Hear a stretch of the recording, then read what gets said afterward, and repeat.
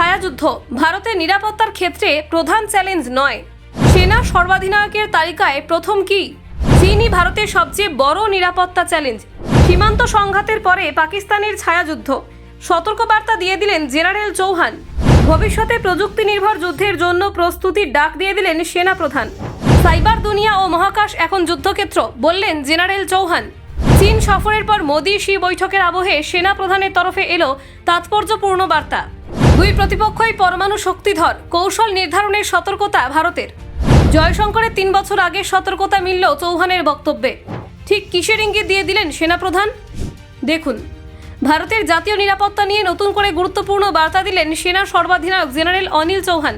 তিনি স্পষ্ট জানালেন, চীনের সঙ্গে সীমান্ত সংঘাতই এখন ভারতের সবচেয়ে বড় চ্যালেঞ্জ। তার মতে এই সংঘাত শুধু সামরিক নয়, বরং কৌশলগত দিক থেকেও ভারতের জন্য এক বড় বোঝা হয়ে দাঁড়িয়েছে। বিদেশমন্ত্রী এস জয়শঙ্কর বছর 3 আগে এই কথা বলেছিলেন। সীমান্ত বিরোধ মেটানো না গেলে নয়াদিল্লি এবং বেজিংয়ের সম্পর্কে স্বাভাবিকতা ফিরবে না বলে মন্তব্য করেছিলেন তিনি। সেনা সর্বাধিনায়কের বক্তব্য সেই সতর্কতারই প্রতিধ্বনি। গোরক্ষপুরে এক সভায় বক্তব্য রাখতে গিয়ে জেনারেল চৌহান বলেন, চীনের সীমান্ত সমস্যার পরে ভারতের জাতীয় নিরাপত্তায় দ্বিতীয় বৃহত্তম চ্যালেঞ্জ হচ্ছে পাকিস্তানের ছায়াযুদ্ধ। এই লড়াই সরাসরি যুদ্ধক্ষেত্রে নয়, বরং গোপনে সন্ত্রাস ও অনুপ্রবেশ ঘটিয়েই চলে আসছে। তিনি আরও জানান, ভারতের সামনে তৃতীয় বড় চ্যালেঞ্জ আঞ্চলিক অস্থিতিশীলতা। দক্ষিণ এশিয়ার ভূরাজনৈতিক পরিবেশে টানাপোড়েনের মধ্যে দিয়ে যাচ্ছে। আফগানিস্তান থেকে মায়ানমার, সর্বত্র অস্থিরতা ভারতের নিরাপত্তাকে প্রভাবিত করছে। চতুর্থ চ্যালেঞ্জ হিসেবে সেনা সর্বাধিনায়ক উল্লেখ করেছেন ভবিষ্যতের প্রযুক্তি নির্ভর যুদ্ধকে।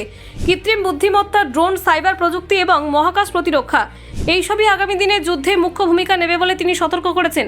তার কথায়, এখন কেবল স্থল, জল, আকাশ নয়, বরং সাইবার দুনিয়া এবং মহাকাশকেও যুদ্ধক্ষেত্র হিসেবে ধরতে হবে। তাই ভারতের সেনাবাহিনীকে এই ক্ষেত্রগুলিতে প্রস্তুত থাকতে হবে। এই বক্তব্য বিশেষ তাৎপর্যপূর্ণ, কারণ এর ঠিক আগেই প্রধানমন্ত্রী নরেন্দ্র মোদী চীন সফরে গিয়ে শি জিনপিংয়ের সঙ্গে পার্শ্ব বৈঠক করেছিলেন। দুই দেশের নেতাদের এই বৈঠক নিয়ে আশার আলো জ্বললেও সেনা প্রধানের বক্তব্যে বাস্তব পরিস্থিতির কঠিন দিক সামনে এলো। জেনারেল চৌহান আরও স্পষ্ট করে দিয়েছেন, চীন ও পাকিস্তান দুই প্রতিপক্ষই পরমাণু শক্তিধর। তাই তাদের বিরুদ্ধে যে কোনো পদক্ষেপ নেওয়া সবসময় অত্যন্ত কঠিন ও সংবেদনশীল হয়ে দাঁড়ায়। তিনি উদাহরণ হিসেবে উল্লেখ করেন, 22 এপ্রিলের পেহেলগাঁও হত্যাকাণ্ডের পর ভারতীয় সেনার পদক্ষেপ। পাকিস্তানের জঙ্গি ঘাঁটির বিরুদ্ধে অপারেশন সিঁদুর চালানো হয়েছিল নিখুঁত পরিকল্পনায়, এবং সেই অভিযানের সফল বাস্তবায়ন ভারতের কৌশলগত শক্তি প্রমাণ করেছে। চৌহান বলেন, ভবিষ্যতে প্রতিটি পদক্ষেপে একই রকম সতর্কতা ও পরিকল্পনার প্রয়োজন, কারণ প্রতিপক্ষ দেশগুলি চরিত্র বদলাচ্ছে, তাদের প্রযুক্তিগত সক্ষমতা বাড়ছে।